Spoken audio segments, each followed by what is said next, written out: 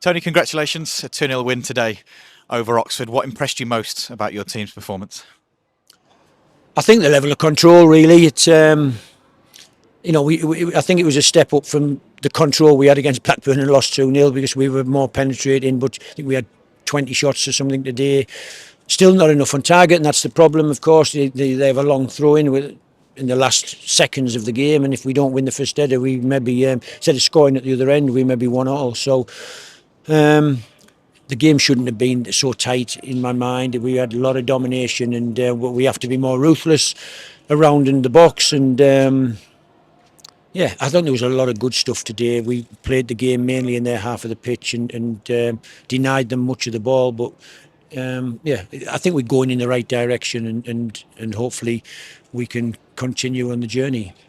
That first goal, Tony, Alex Mowat's in the first 11, 12 minutes. Is that what you want to see more of from your Albion players? Incisive football, breaking lines and cutting defences open? Yep, that's all we work on in training, to be honest, playing forward. If you get back-to-back forward passes like that goal was, you've got every chance of cutting through teams. And I was delighted with that goal. It just, sometimes I think the players almost go into like a safety mode, keep moving it across the back. I drives me mad, modern day football, of going across the back, and yet you have to go across the back to move the opposition, of course. But that the goal epitomised how we want to be and how we want to play, really, and hopefully we'll score more goals similar ilk moving forward.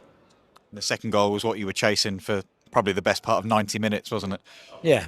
Listen, delighted for John Swift. I had a tough conversation with John in the week. It's now he wasn't going to start this game again. It's because he's telling me we haven't lost a goal while he's been on the pitch. It's he must have got substituted late on against Portsmouth, and he got substituted off while we were 0-0 against Plymouth.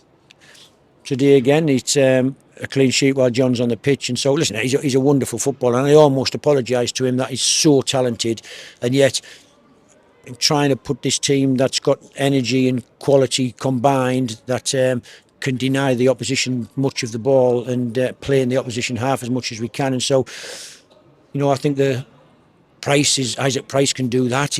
Isaac's got to watch John and learn from John how he plays forward and sees forward passes and how lovely soft feet he's got. And Jason does as well, I have to say. Malumbi he could learn a lot from watching John, and yet when I pick teams, I have difficult decisions to make every week, and but happy when you win, because generally when you win, people don't complain about the team. It's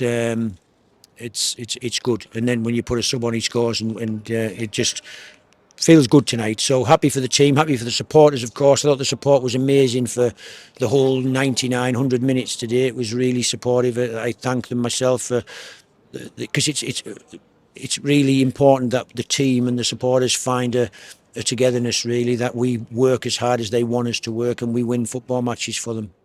Just finally, Tony, a real positive to keep a clean sheet this afternoon. I think it was before Christmas the last time that we managed to do that.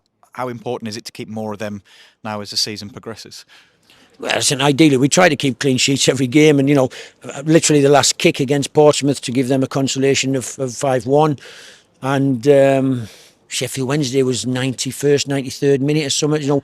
It's not as if we're miles away from clean sheets and we're playing too expansive. I think the defensive side of it has been okay. I think certain games we've probably missed Ajayi or Bartley, their physicality, because I felt Plymouth away, we couldn't deal with the big guy, and they were hitting a lot of long balls, and the ball was around our box too often rather than getting headed away. Listen, that's Kyle's suspension finish now. He's hopefully he's going to come back as Semi looks as if he's pulled a hamstring, and so the physicality of Hegum will be supplemented hopefully by Kyle if he has a good week next week, and it's nice to have Mason, of course, to come on, who's played so much football and slip straight into his job.